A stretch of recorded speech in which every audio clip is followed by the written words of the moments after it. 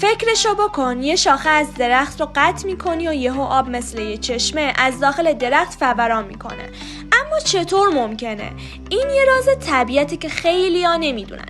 امروز قراره بریم سراغ یه اتفاق عجیب و علمی که ذهن همه رو درگیر کرده. پس تا آخر ویدیو همراه من باش. اما قبل از اون لایک فراموشت نشه.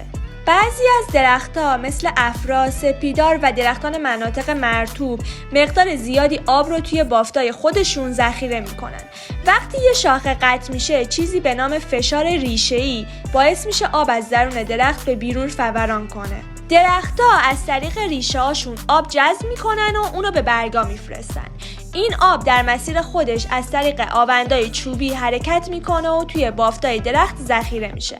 اگه میزان آب زیاد باشه و یه شاخه قطع بشه، فشار داخلی باعث میشه که آب مثل یه فواره از درخت خارج بشه.